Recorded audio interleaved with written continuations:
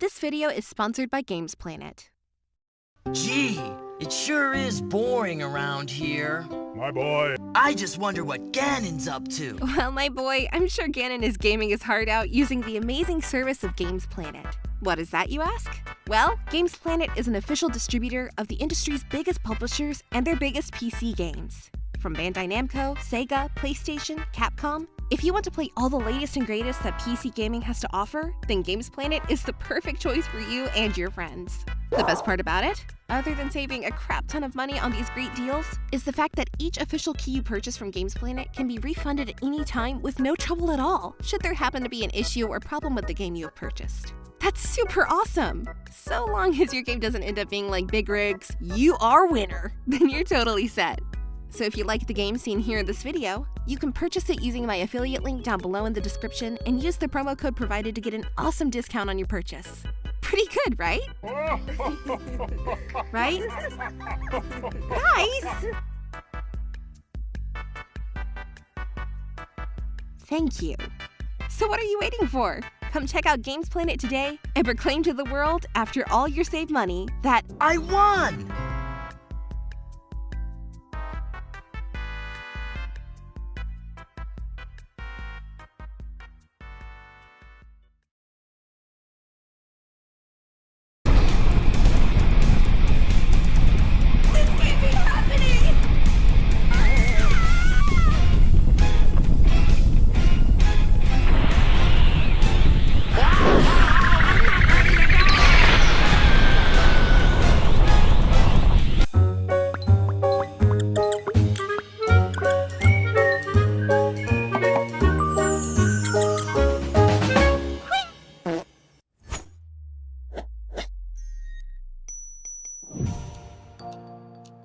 Hello again, my chickadees! Game & Chick is back once again with another review. Before we get started, I want to give a big thank you to Bandai Namco Entertainment for providing me a review copy of this title as a part of the Bandai Namco Creator Program to make this review possible. Thank you very much. So now with that having been said, let's go!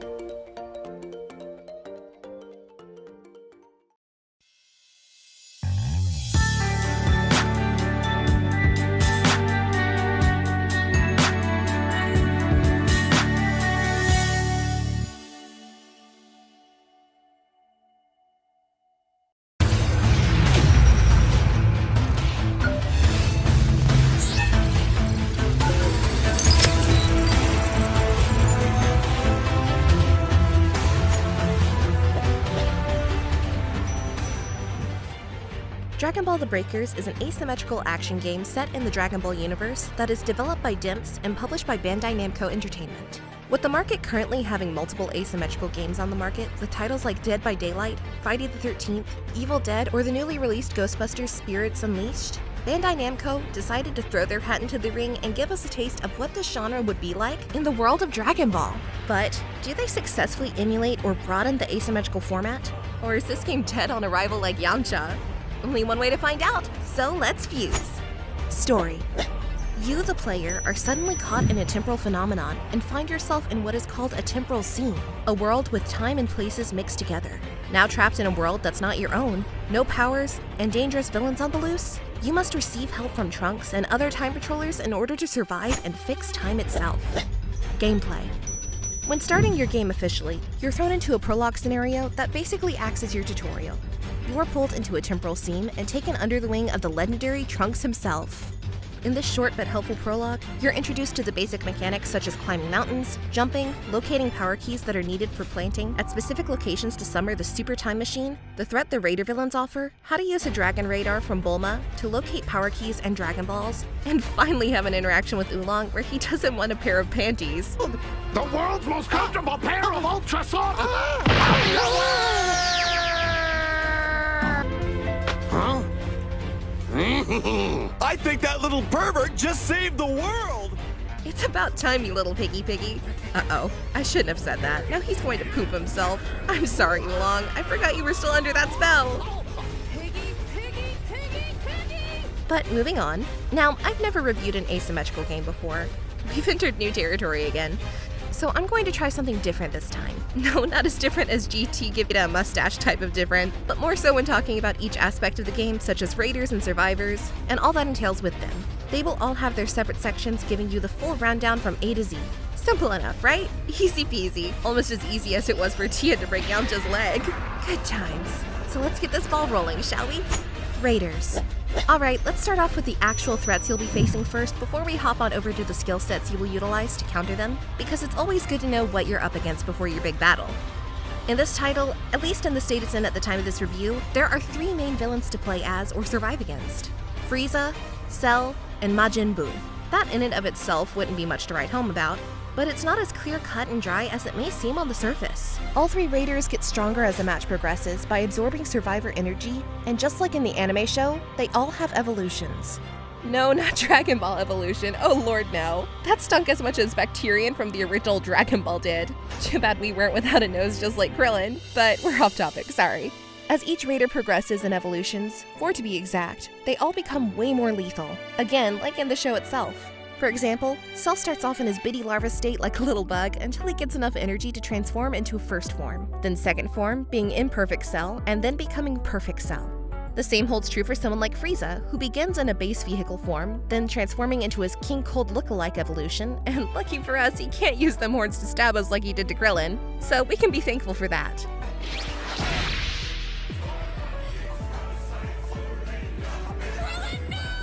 I mean, Cell and Frieza are cool and all, with Frieza's following 2 transformations being his Xenomorph upgrade and his little small baldy Frieza final form that once did some major damage to Vegeta's guts, almost as much as Android 20 did to Yamcha's guts. Okay, I'll stop ragging on poor Yamcha. But to me, out of all the raiders, Majin Buu has the best transformations, with the game utilizing actual elements and characters from the show to bring about Buu. This is done in the form of Spopovich being a playable character in a task that involves you absorbing energy from survivors and using that energy to hatch Majin Buu out of his egg. Just like in the anime. Super awesome! But those scary transformations aren't just there for the sake of being there. Heck no! Because with each stage of transformation you obtain, so too will new attacks and defensive abilities be unlocked in the categories of active skills, passive skills, and super attacks. For example, Cell having passive abilities like life absorption that will steal energy from survivors in order to evolve, or key sensing abilities. His active skills such as solar flare being able to blind survivors with a gun flare, making you wish you could be like Goku and steal Master Roshi's glasses to prevent the blindness. And then his super attacks like the full power Kamehameha, that literally destroys one whole section of the map that is layered by ACDE. This attack is massive, and if you're caught in it, well, game over, man. Game over! Likewise, all these shenanigans carry over to Frieza and his passive skills of delivering a finishing blow to survivors at close range or at a distance. Active skill that allows you to summon Zarbon up to your side to hunt down other survivors. Super attack that, like Cell's full power Kamehameha, will allow Frieza to summon a giant ball of energy and destroy one section of the map in a blink of an eye. This game is alive because of it. Why? Well, Frieza's attack never destroys stuff that fast. Last time he used it, it took like 20 episodes for the planet to actually explode after he said it would explode in like 10 minutes. Dude can't tell time worth crap. But rounding it off, our resident diabetes spokesman also has his own variety of skills to use, duh! His passive abilities allowing him to turn people into chocolate and absorbing their energy and gain back HP. Active skills that allow you as Spopovich to summon Yamu to help you absorb energy in order to evolve into Majin Buu. Or go full frenzy super attack on survivors with Kid Buu using the Assault Rain ability that hits every section of the map with a volley of energy rain that will kill anything it touches. Hell, Yamcha could be… Nope, not gonna do it. Not gonna trash him again, I promised. But jokes aside, this attack is very powerful, and if you're outside when it's activated, you're done for. As done for as Yamcha's chances with Bulma after being dumped, then left for the man that killed him in the first place. What a simp. Survivors. You will have to work together to survive the threat of those same enemy raiders that I just spoke of, and if you get lucky, even collect a Dragon Ball or 2 to make that special wish to Shinron to have all your wishes granted. My only wish? For people to learn how to use the gosh dang time machine! Seriously, hold down the button and teleport us, bro! Oops, sorry about that. Just a little PTSD. I suffered from a match previously from a dude named Ralph. Dude's lucky this isn't a Christmas story, otherwise I would shoot his eye out. Just saying. Whether it's your created character or a usable skin to transform you into Oolong or Bulma, your objective generally remains the same. Enter a battlefield, scour the areas of the map identified as A, B, C, D, and E, collect power keys that are needed in order to summon the super time machine that is used to rid the area of its threat, and have a very large game of hide and seek. At its core, that does sound very basic, and don't get me wrong, it pretty much is. But what gives its overall appeal is how well you interact, play with, and work with your teammates. Working alongside your teammates could gain you advantages to find chests containing power keys you need, find weapons like rocket launchers, capsules containing health, radars to find more power keys, or hidden Dragon Balls, power blocks that raise your energy needed to transform, which we'll get into very shortly, etc. There are many advantages to it. But do I actually do this? Heck no! I'm literally the worst teammate you can have, because I am a coward. If I were a Dragon Ball character, I'd no doubt be Yajirobe. No question. For instance, should you fail at protecting the main time machine that was summoned from the power keys, Trunks will send a backup time machine using a blue beacon of light to signal where it is, and you can use that to escape. Be careful, because if I get to it first, adios! Hey bro, you need a lift? Screw that, peace out. I know, I'm a jerk. But hey, I do have my moments where I actually am pretty nice, and won't hide like a hermit all match, and will actually revive a downed teammate or save someone with a time machine, just like they've done for me on several intense occasions. But it's far and few between. So during this game of hide and seek, since raiders will have attacks and abilities, do you have any way of doing the same? Well, yes, of course. But they all must be used very strategically due to not only the danger that always lurks around the map, but also due to the cooldown rate of all of them. You can't spam them. When you aren't running your little heart out and dying with your friends in a group, hiding behind a wall and watching your teammates mercilessly be slaughtered, crawling like a baby to get to safety as you die and wait to get revived, gathering your crew around to use the Dragon Balls in order to summon Shinran because it looks so damn cool, and watching an unaware teammate be stalked and messed with by Cell as they climb a mountain, thinking they're about to get away in a time machine only to be savagely killed in a scenario that can only be described as hilarity. Oh man. Dang it, Ralph, you really aren't having the best day today, are you? First, you can't use the time machine properly, which gets us both killed. Then you run your little heart out only to be toyed with and bamboozled until you're killed and laughed at. Poor guy. When all insanity like this happens to you during each match, it's then time to add to it and your moments by utilizing skills such as equipping a grappling device that allows you to use a beam and grapple to a faraway platform to escape large area destruction. Use a floating device that drops a trampoline that is able to propel you over small to medium level cliffs that, when combined and used in conjunction with the grapple device, you can pull off some really cool combo moves to cover a vast amount of distance extremely fast. Just don't make the same mistake I did and think I was pulling off a badass move, only to overshoot my objective, try to run to the time machine to make my escape, only to get hit directly with one of Frieza's energy blasts and die and lose. Talk about embarrassing! You are also able to equip abilities like Smokescreen that blocks enemy key tracking, and using an escape pod to make your getaway to any section of the map left unarmed. It makes for some really intense moments when you make a dramatic getaway.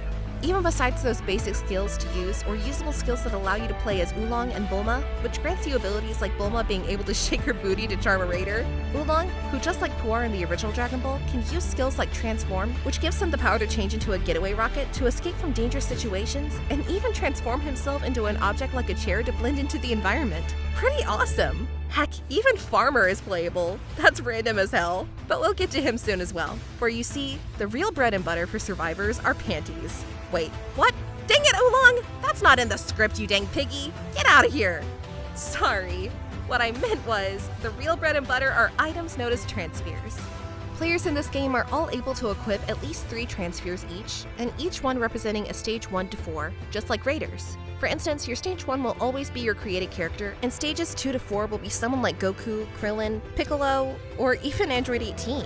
The higher your energy level will determine who you transform into, depending on the order you have them set in. To me, this is the skill that you use only as your last resort, your panic button.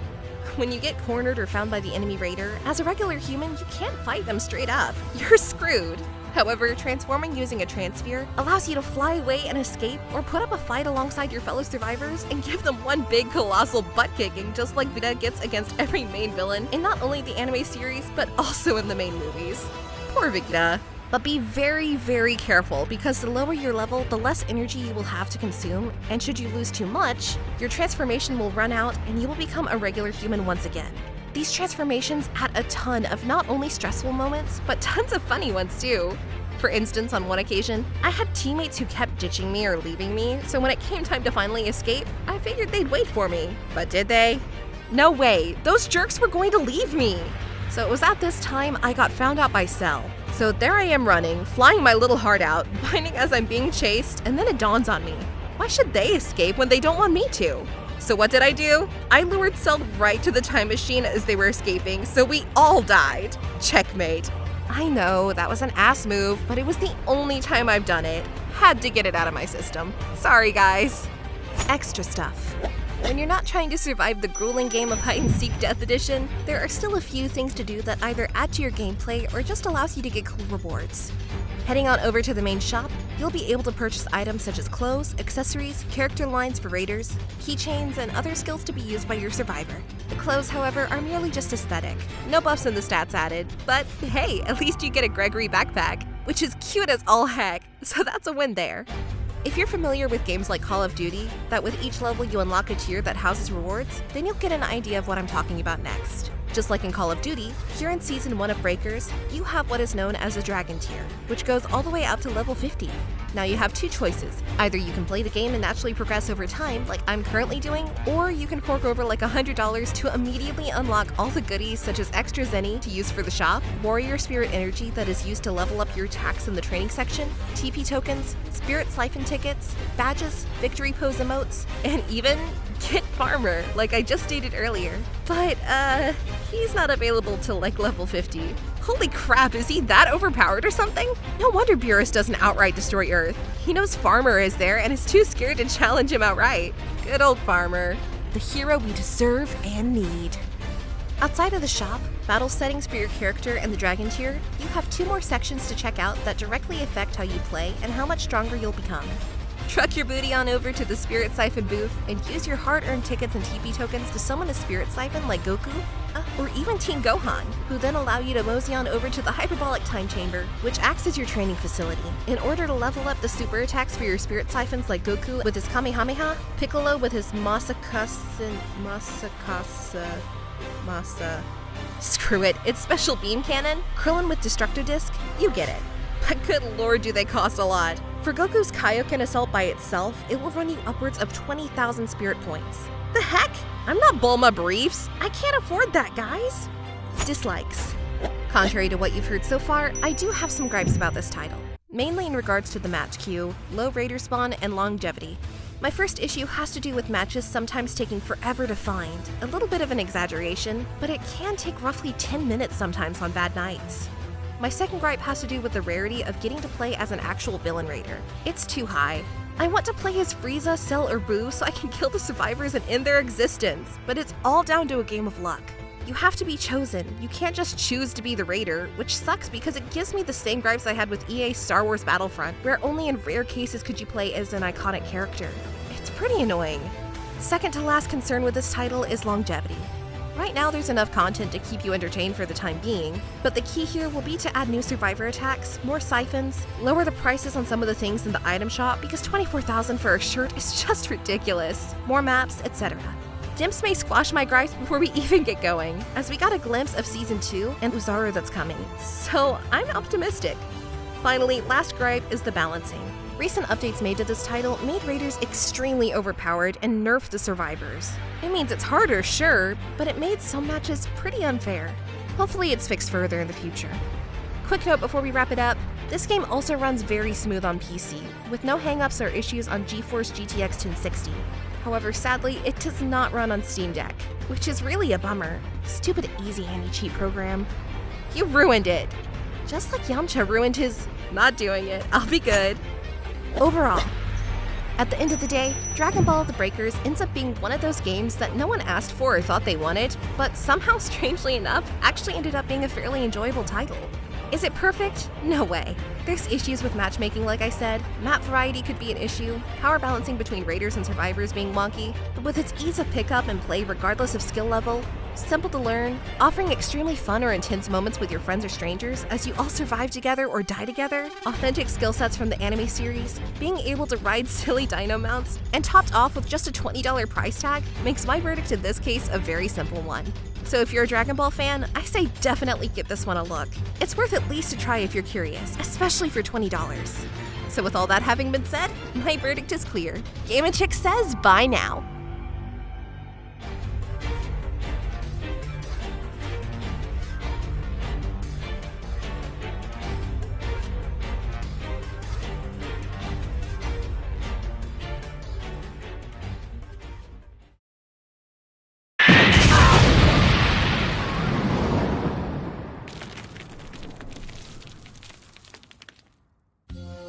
Thank you for watching.